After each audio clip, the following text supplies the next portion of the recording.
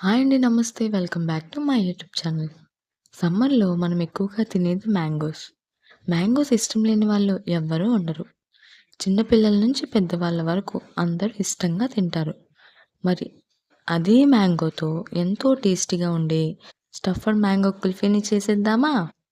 వీడియోలోకి వెళ్ళే ముందు ఇప్పటివరకు నా ఛానల్‌ని సబ్స్క్రైబ్ చేసుకోకపోయుంటే please do like, share, subscribe to my channel. Let's start. ముందుగా స్టవ్ ఆన్ చేసి పాన్ పెట్టుకొని అందులోకి 10-12 దాకా జీడిపప్పుల్ని యాడ్ చేసుకోవాలి. ఈ జీడిపప్పుల్ని డ్రై రోస్ట్ చేసుకోవాలి.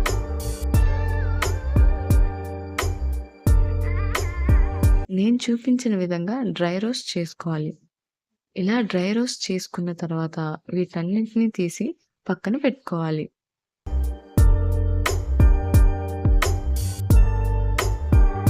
ఇప్పుడు అదే ప్యాన్‌లో హాఫ్ లీటర్ దాకా మిల్క్‌ని తీసుకోవాలి. నార్మల్ మిల్క్ అయినా పర్లేదు, ఫుల్ ఫ్యాట్ మిల్క్ అయినా పర్లేదు. ఇప్పుడు ఈ మిల్క్‌ని బాయిల్ చేసుకోవాలి.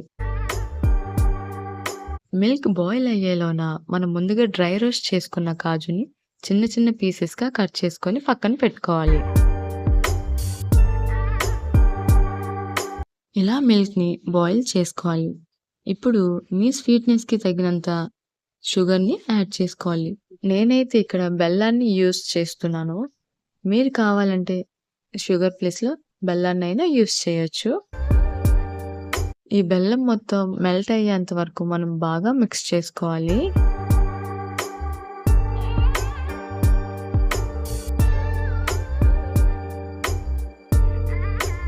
బెల్లం మొత్తం ఇలా మెల్ట్ అయిపోయాక ఇంకొంచెం మిల్క్ దగ్గర పడేంత వరకు బాయిల్ చేసుకోండి.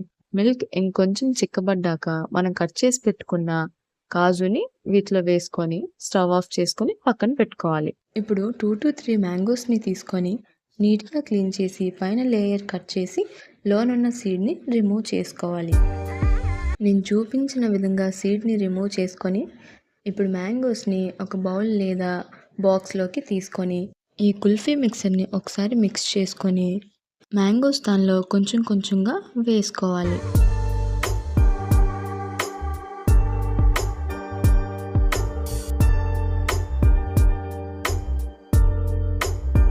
ఇలా వేసుకొని ఫిల్ చేసుకోవాలి. వీటిని ఇప్పుడు 6-8 అవర్స్ లేదా ఓవర్ నైట్ అయినా ఫ్రీజ్ చేసుకోవాలి.